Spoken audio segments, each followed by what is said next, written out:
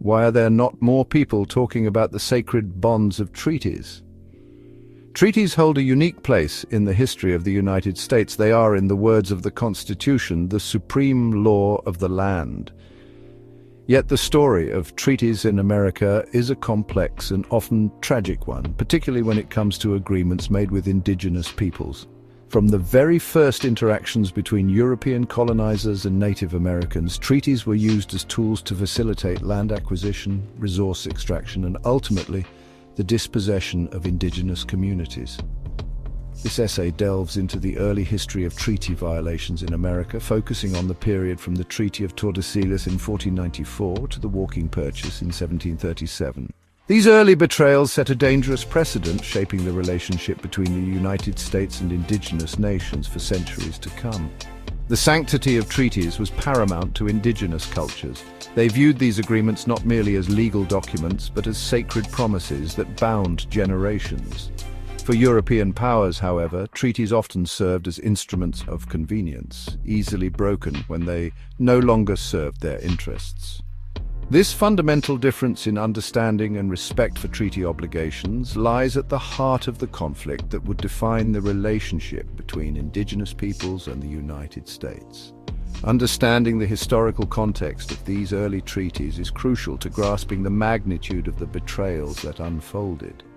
The arrival of Europeans in the Americas marked the beginning of a long and brutal campaign to claim indigenous lands and resources. Treaties, initially presented as a means of peaceful coexistence, quickly became tools of deception and coercion, used to justify the seizure of land and the displacement of countless Native Americans.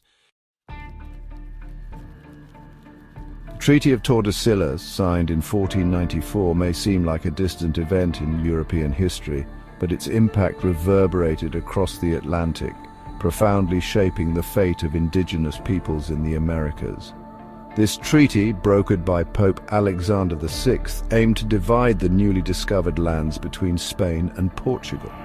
It drew an imaginary line down the Atlantic Ocean, granting Spain dominion over lands west of the line and Portugal control over lands to the east. While seemingly a simple agreement between two European powers, the Treaty of Tordesillas had far-reaching consequences for the indigenous inhabitants of the Americas. It essentially declared their lands open for European conquest and colonization, disregarding their sovereignty and their centuries-long presence. This papal decree provided a convenient justification for the dispossession and subjugation of countless indigenous nations, setting the stage for centuries of conflict and broken promises. The treaty's legacy is one of profound injustice.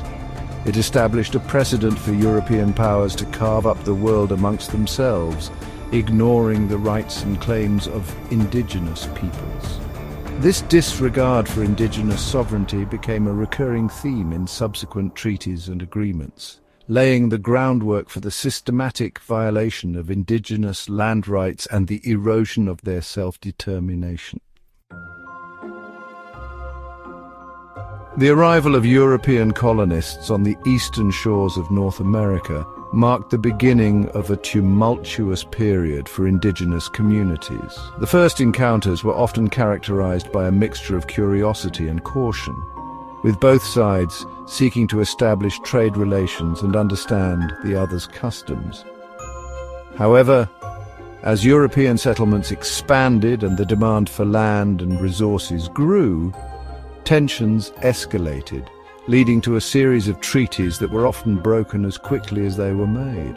One of the earliest examples of such betrayals involved the Wampanoag Confederacy in present-day Massachusetts and Rhode Island. In 1621, the Wampanoag, led by Massasoit, signed a treaty with the Plymouth colonists, forging an alliance based on mutual respect and assistance. This treaty, often romanticized in American history, proved to be short-lived.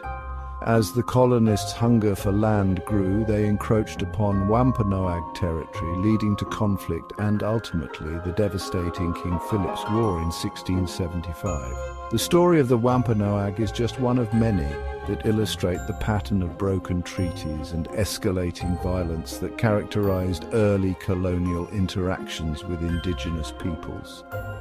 From the Powhatan Confederacy in Virginia to the Iroquois Confederacy in New York, treaties were repeatedly used to manipulate, coerce, and ultimately dispossess indigenous nations of their ancestral lands.